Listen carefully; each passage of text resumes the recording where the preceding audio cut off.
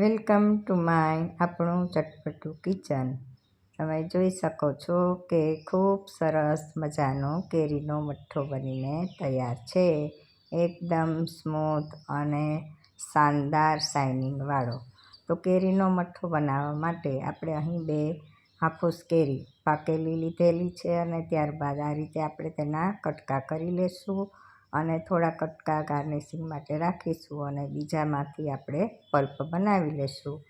અને તમે જોઈ શકો છો કે કેરીનો કલર પણ ખૂબ જ સરસ છે અને સ્વાદ પણ એટલો જ સરસ છે।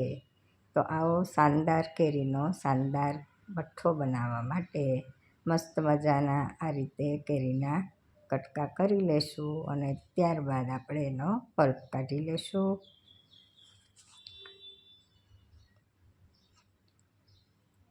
ટુકડા થઈ ગયા છે। હવે આપણે તેને મિક્સર જારમાં લઈ અને પાણી ઉમેર્યા વગર સરસ મજાનો આપણે તેનો પલ્પ બનાવી લેશું। તો આ આપણો મસ્ત મજાનો પલ્પ બનીને તૈયાર છે।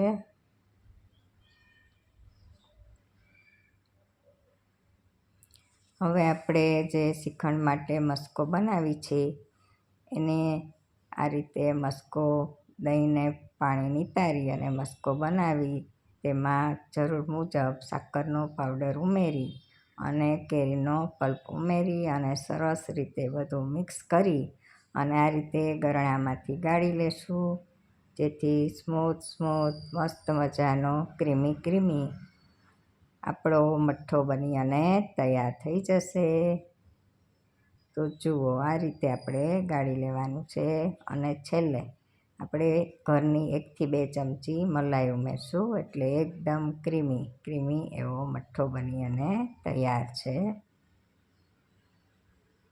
તો ઘરે એકવાર ચોક્કસથી ટ્રાય કરજો। દહીંનો મસ્કો કેવી રીતે બનાવ્યો તેની લિંક પણ હું નીચે આપી દઈશ ડિસ્ક્રિપ્શનમાં, જોઈ લેજો અને આ મઠ્ઠો કેવી રીતે બનાવવો છે તેની લિંક પણ નીચે આપી દઈશ। અને મઠ્ઠો ઘરેથી બનાવવો ખૂબ જ સહેલો છે અને ખૂબ જ સરસ શાનદાર મઠ્ઠો બનીને ઘરે તૈયાર થાય છે। તો એકવાર ચોક્કસથી ટ્રાય કરજો અને બનાવજો। બજાર કરતાં પણ મસ્ત મજાનો સરસ મજાનો મઠ્ઠો બને છે। તો ચાલો, વિડીયો જોવા બદલ આભાર અને ચોક્કસથી બનાવી અને ખાજો અને ઘરનાઓને ખવડાવજો। તૈયાર છે આપણો શાનદાર કેરીનો મઠ્ઠો અને ઠાકોરજીને પણ ખૂબ જ પ્રિય છે, તો આપણે તેમને પણ ભોગ ચડાવી લઈએ। જય શ્રી કૃષ્ણ।